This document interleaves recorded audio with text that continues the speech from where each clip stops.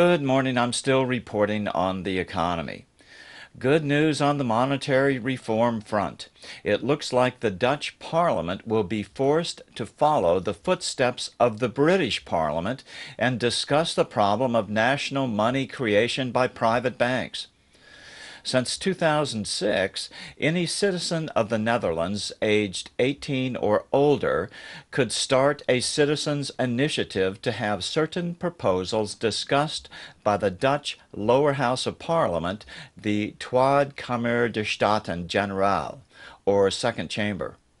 All you need to do is to get 40,000 names on a petition.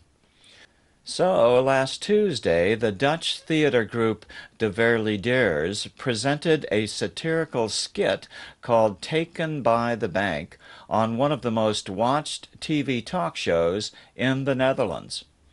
The skit clearly explains how private banks get to create national money out of nothing, a fact that is misunderstood by most Dutch citizens.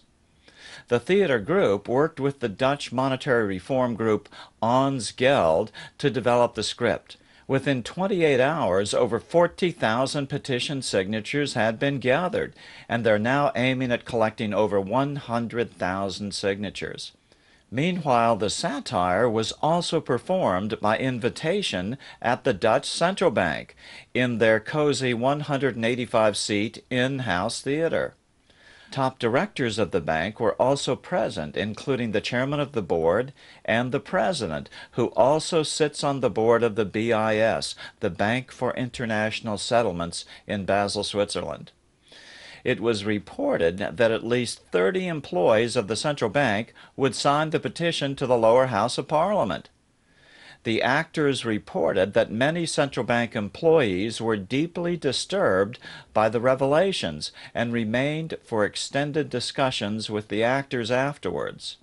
Some even joked that some of the attending bankers were getting pale, and one had to be carried out by medics.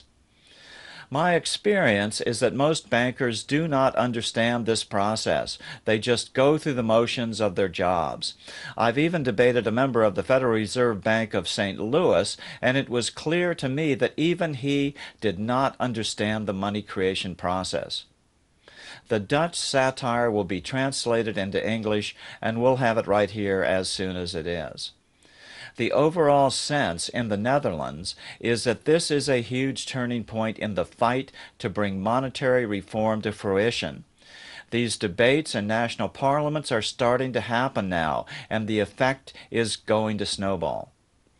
When people worldwide learn that it is true, that nations don't have to borrow, don't have to be in debt to bankers, and don't have to allow bankers to create the national money for the bankers' profit and power, they are going to get very angry. Again, what's happening is that banks create the national money out of thin air and then charge us interest on it. This money creation scam is the leading cause of most of the world's hunger, poverty, disease, and misery. There is absolutely no reason for national austerity. There is no reason at all for governments to borrow. Governments can create the money their people need. If a government borrows a single dollar from a bank, then that government will inevitably lose its national sovereignty to those banks. That means that government and every part of government will no longer represent the good of the people, only the good of those banks and the corporations whom those banks own either outright or through the lending process. That's exactly why we see giant bank bailouts, yet no bailouts for the people. That's exactly why we see zero prosecutions of top banking officials in the U.S. since the 2008 crash. Every time a government borrows from a bank, instead of creating its own national money, it enters into a black hole of debt slavery for its people, and nothing but poverty, overwork, and ever-increasing taxation and austerity can proceed. Debt slavery is just as bad as any other form of slavery history has ever known.